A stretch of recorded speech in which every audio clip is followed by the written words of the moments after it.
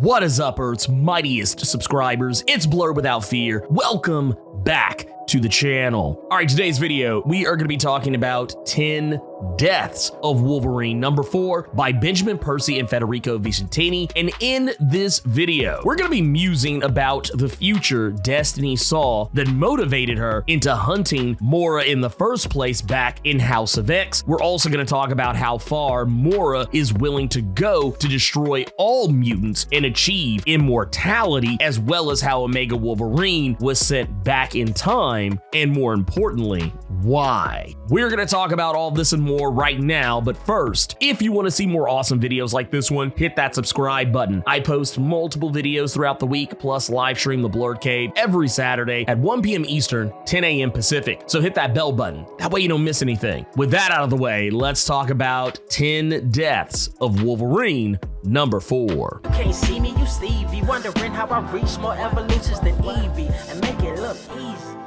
First thing I really want to get into is exactly what Destiny saw back in House of X that was the motivation for why she informed Moira of what her actual powers were, burned her alive, and basically put the fear of God into Moira. This is basically the entire reason why Moira had been trying to help mutant kind. It was not so much out of a sense of trying to do what's right, but more out of trying to ensure that she stays alive. Since it was revealed that Moira was a mutant, she's never had the same type of feeling or drive of community the way that other mutants do. I don't even really feel like she's ever really truly considered herself a mutant, even though she is one. I mean, she's even still been talking about trying to create a mutant cure. She's also trying to ensure humanity's survival and get back at mutants. And it's one of those things where I feel like you could make a case that the events of Inferno that played out, where Mystique and Destiny gunned for Moira, depowering her and even threatening to kill her, and how she feels like mutant kind just kind of turned their backs on her. But this was already there. This wasn't something that she just magically found. I feel like Moira was always going to wind up going back to what she originally started, and that was the same attitude that she had when it came to curing mutant kind. While it was never really truly revealed what it was that Destiny knew about Moira, because as Destiny has often stated, she can never truly tell people what it is that she sees in their futures because it affects the future. It'll change things, and maybe even for the worse. If Destiny tells you that in the future, and not really even giving it an exact time period as to when this will happen, but Destiny just tells you that in the future, you're gonna be killed by a man wearing all black. You're gonna basically live the rest of your life in fear of anyone who is wearing all black, to the point that you might upset your actual future and be killed some other way, and maybe even sooner than you would have been. Like, it's one of those things, not saying that's exactly how it works, but just giving an example that if Destiny is to tell you how your future is going to play out, if it's something that's bad, you're likely going to try and do everything possible to avoid it, to the point that you're probably going to make things even worse for yourself, not better. And that's why she never told Moira exactly what it is she knew about her, because it had to play out. And apparently, Destiny has always known that Moira is going to throw in her lot with the Phalanx.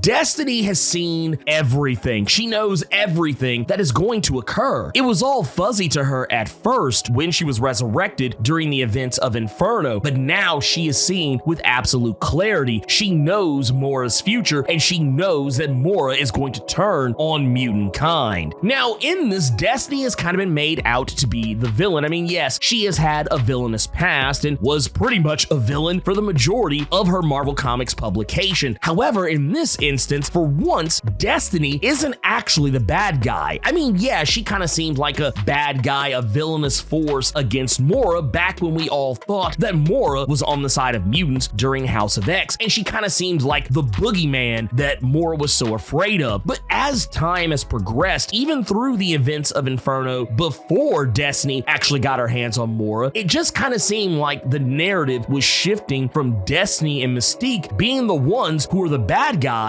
to it being the other way around. And they've even kind of been doing this with Mystique even before this, kind of showing how she's not really the bad guy here, that Charles and Magneto have been using her and abusing her to the point that anything that Mystique does from this moment going forward towards them in any negative fashion is well deserved. And we're getting that here with Destiny. While it's not necessarily proven that Destiny isn't selfish in some way, shape, form, or fashion in regards to her wanting to preserve this timeline and ensure that mutants win, it is safe to say that Destiny saw Moira's villainous intentions well before Moira even knew she had them. Now, with that out of the way, Moira has proven that she's willing to go as far as it takes. Now, we know that she has decided that the only way to preserve her immortality is through cybernetics, merging of human life with machines. And of course, as we see throughout this issue, whenever the future version of Moira is seen from year 1000, as was teased at the end of 10 Deaths of Wolverine #3, we know that this is the case. She is going to somehow wind up becoming merged with the Phalanx. And not only is she willing to throw in her lot with the Phalanx, but she's also willing to turn on people who have done nothing wrong to her. Sean Cassidy, aka Banshee, a guy who Moira used to be in love with, and while they haven't been together in ages, they used to be the best of friends. And Moira is even willing to throw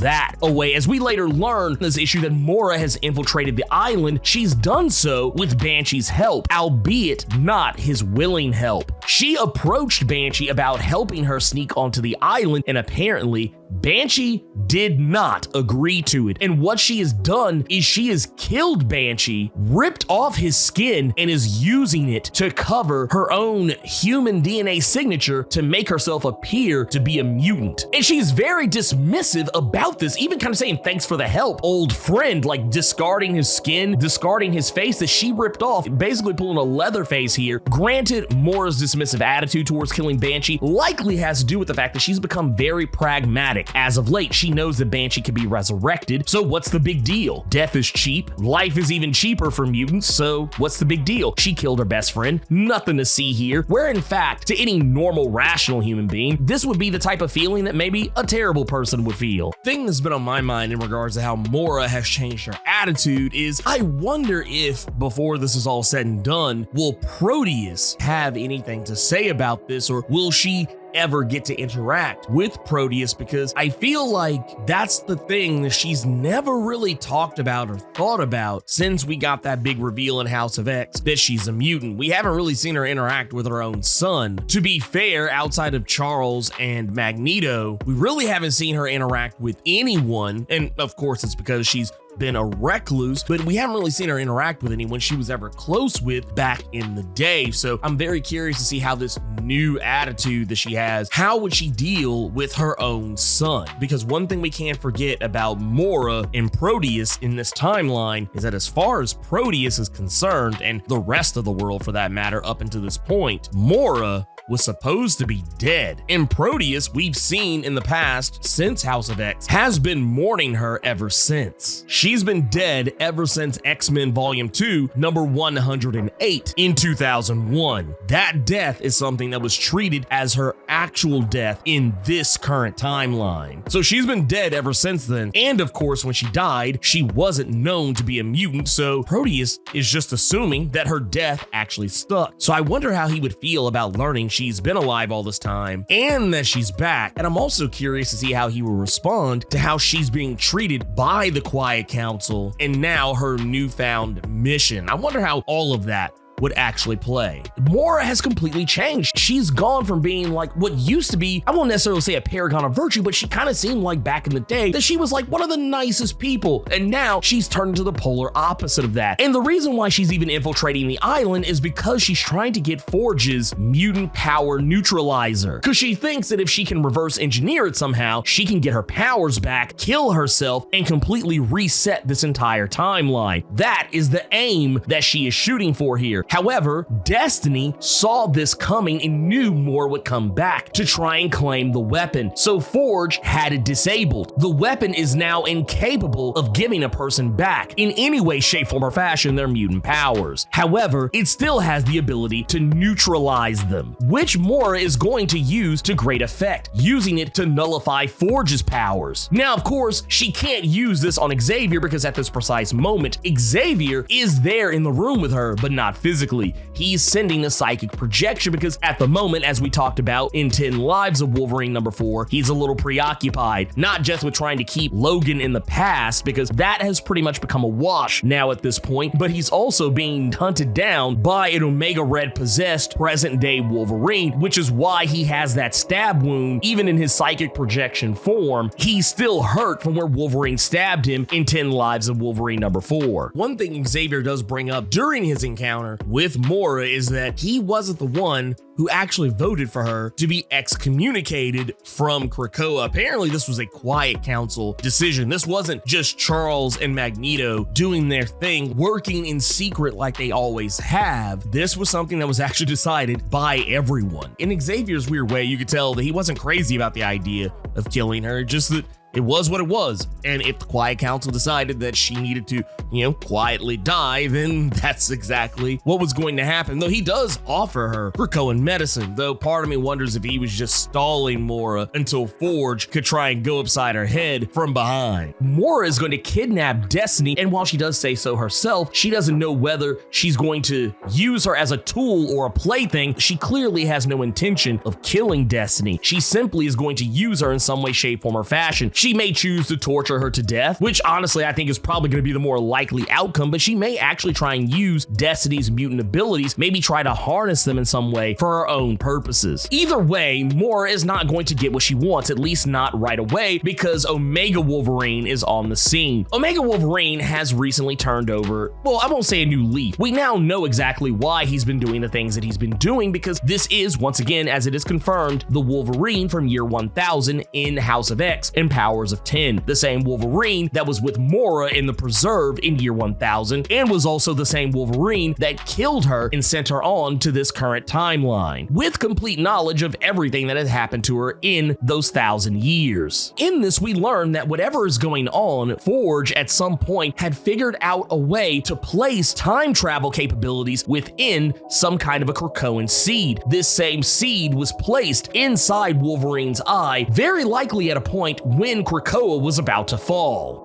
We're getting a glimpse here of what is very likely the destruction of mutant kind. And while Forge has died, Wolverine is the only mutant left alive if you choose to not consider Moira a mutant at that particular point in time in year 1000 of that previous lifetime. And after killing Moira and sending her on, he was in fact truly the only mutant left alive. He had witnessed everyone that he knows, everyone that he loves die, and he remembers in 4K HD detail exactly how each of them goes. Not just his friends, but even his own family, Daken, Gabby, Laura. He knows how each of them is going to be killed. And of course, as we talked about, the timelines that Moira dies in, they don't go away. They stay. They persevere in some way, shape, form, or fashion. And Moira, now possessed of the Phalanx and also seemingly a weapon that is very reminiscent of Omega Sentinel, she has come back to kill Wolverine, to wipe out the very last vestiges of mutant kind. However, Wolverine plucks the seed from behind his eye and he uses it to send himself into the past so that he can fix the future. Now, here's the thing that I'm very interested in regards to this year 1000 Wolverine being able to time travel. This Krakoan seed that Forge has given him must be incredibly powerful, because not only did it allow him to travel to the past, it also allowed him to jump timelines, which I guess in the grand scheme of things isn't that particularly crazy, because in Marvel Comics, there aren't just alternate Earths, there are also alternate timelines, and those timelines are only theoretical. They exist and they are happening at all times. However, traveling backward in time, they can go back to the actual solid timeline is what I'm gonna go with here. Because when I initially started thinking about this, I was like, wait a minute, if he comes from Moira's 9th life, then how was he able to go back in time to the past of a timeline that wasn't his own? I mean, if he was gonna go back in time, wouldn't he just go back in time to his own timeline, not just another timeline that Moira has created? But I'm thinking that when he went back in time, since his timeline is Quotey Fingers a dead timeline. Maybe that's just what it was. When he went back to the past, instead of going back to the past of his own, he went back to whatever the current one that Moira was connected to. And there could also be some targeting here. Like, it wouldn't be out of the realm of possibility for Forge to create something that actually could do such a thing. It's Forge, for Christ's sakes. Because when you think about it, Bishop comes from a theoretical timeline. Bishop doesn't actually come from the actual set future of Earth 616. His Earth is actually considered Earth 1191, not Earth 616. The time he comes from is just a possible future that could happen to Earth 616. So that's what I'm gonna go with here as far as how this Wolverine was able to jump from one timeline to the other. And not to mention, it's not that crazy of an idea when you think about the fact that in Jonathan Hickman's Inferno, that Omega Sentinel came from another timeline that Moira also existed in. And when she went back in time, it created yet another alternate timeline. She came from Moira's Life 10A, where apparently this has diverged and now she exists in Moira's Life 10B. So while it does seem kind of weird that Wolverine was able to do this, it's not exactly something that's never happened before.